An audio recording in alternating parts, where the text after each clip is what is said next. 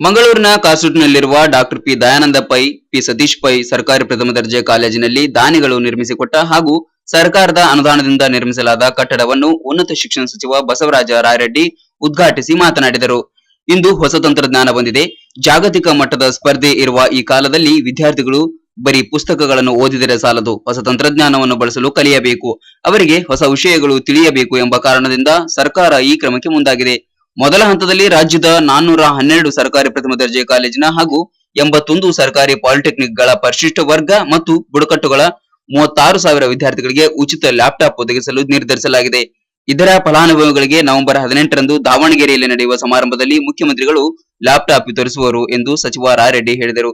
ಈಗ ಎಲ್ಲಾ ಪಂಗಡದ ವಿದ್ಯಾರ್ಥಿಗಳಿಗೆ ಉಚಿತ ಲ್ಯಾಪ್ಟಾಪ್ ವಿತರಿಸಲು ಸರ್ಕಾರ ನಿರ್ಧರಿಸಿದ್ದು, ಸರ್ಕಾರಿ ಕಾಲೇಜುಗಳಲ್ಲಿ ಕಲಿಯುತ್ತಿರುವ 1,50,000 ವಿದ್ಯಾರ್ಥಿಗಳಿಗೆ ಜನವರಿ ಒಳಗೆ ಉಚಿತ ಬ್ರಾಂಡೆಡ್ ಲ್ಯಾಪ್ಟಾಪ್ ವಿತರಿಸಲಾಗುವುದು. ಅದೇ ರೀತಿ ಸರ್ಕಾರ ನಿವಾಸಿ ಕಾಲೇಜುಗಳನ್ನು ತೆರೆಯಲು ಯೋಜಿಸಿದೆ ಎಂದು ಅವರು ತಿಳಿಸಿದರು.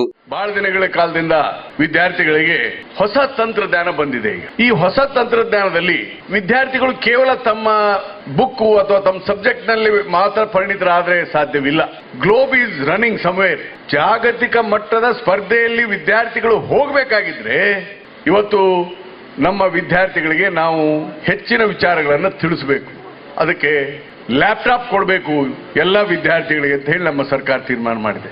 ಹೀಗಾಗಿ ಮೊದಲನೇ ಹಂತದಲ್ಲಿ ನಾವು ನಮ್ಮ ರಾಜ್ಯದಲ್ಲಿರುವಂತಹ 412 ಸರ್ಕಾರಿ ಪ್ರಥಮ ದರ್ಜೆ ಕಾಲೇಜು ಮತ್ತು 81 ಸರ್ಕಾರಿ ಪಾಲಿಟೆಕ್ನಿಕ್ ಈ ಕಾಲೇಜುಗಳಲ್ಲಿ ಓದುತ್ತಿರುವಂತ SC ಮತ್ತು ST ಸ್ಟೂಡೆಂಟ್ಸ್ 36,000 ಇದ್ದಾರೆ. 36,000 ಸ್ಟೂಡೆಂಟ್ಸ್, ಇವರೆಲ್ಲರಿಗೂ ಲ್ಯಾಪ್ಟಾಪ್ ಕೊಡಬೇಕಂತ ತೀರ್ಮಾನ ಮಾಡಿದ್ವಿ.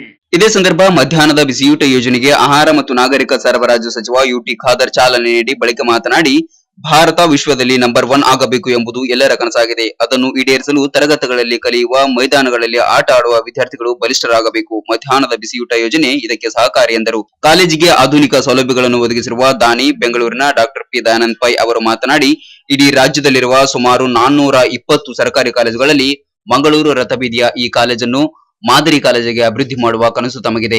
ಇದಕ್ಕೆ ಎಲ್ಲ ರೀತಿಯ ಸಹಕಾರ ನೀಡಲಾಗುತ್ತದೆ ಎಂದರು. ವಿದ್ಯಾರ್ಥಿಗಳು ಜೀವನದಲ್ಲಿ ಶಿಸ್ತನ್ನು ಪಾಲಿಸಬೇಕು. ಅದನ್ನು ತ್ಯಾಗ ಮಾಡಿದವರು ಜೀವನದಲ್ಲಿ ಮುಂದೆ ಬರುವುದು ಸಾಧ್ಯ ಇಲ್ಲ ಎಂದವರು ವಿದ್ಯಾರ್ಥಿಗಳಿಗೆ ಕಿವಿಮಾತು ಹೇಳಿದರು. ಭಾರತ ದೇಶ ವಿಶ್ವದಲ್ಲಿ ಒಂದಿನ ಸ್ಥಾನಕ್ಕೆ ಬರಬೇಕಾದ್ರೆ ನಾವು ಮಂತ್ರಿಗಳು ಮತ್ತು ಶಾಸಕರು ವಿಧಾನಸಭೆಯಲ್ಲಿ ಕೂತ್ಕೊಂಡವರು ಬಲಿಷ್ಠರಾದ್ರೆ ಈ ದೇಶ ಬಲಿಷ್ಠವಾಗಲಿಕ್ಕೆ ಸಾಧ್ಯ ಇಲ್ಲ. ಭಾರತ ದೇಶ ಬಲಿಷ್ಠವಾಗಬೇಕಾದ್ರೆ ಕ್ಲಾಸ್ ರೂಮ್ ಅಲ್ಲಿ ಕಲಿಯುವಂತ ವಿದ್ಯಾರ್ಥಿನಿಯರು ಮತ್ತು ಪ್ಲೇ ಗ್ರೌಂಡ್ ಅಲ್ಲಿ ಆಡುವಂತ ವಿದ್ಯಾರ್ಥಿನಿಯರು ಬಲಿಷ್ಠವಾದಾಗ ಮಾತ್ರ ಈ ದೇಶ ಬಲಿಷ್ಠವಾಗಲಿಕ್ಕೆ ಸಾಧ್ಯವಾಗುತ್ತದೆ. ಸಮಾರಂಭದಲ್ಲಿ ವಿಧಾನ ಪರಿಷತ್ ಸದಸ್ಯ ಗಣೇಶ್ ಕಾರ್ಣಿಕ್ ವಿದ್ಯಾರ್ಥಿಗಳ 108 ಚಿಂತನೆಗಳ ಹೊತ್ತಿಗೆಯನ್ನು ಬಿಡುಗಡೆ ಮಾಡಿ ಮಂಗಳೂರು ವಿಶ್ವವಿದ್ಯಾಲಯದ ಕುಲಪತಿ ಕೆ ಭೈರಪ್ಪ, ಶ್ರೀ ದೇವರಾಜ ಅರಸು ಮಹಿಳಾ ವಿದ್ಯಾರ್ಥಿನಿಲಯದ ಶಂಕುಸ್ಥಾಪನೆ ನೆರವೇರಿಸಿದರು.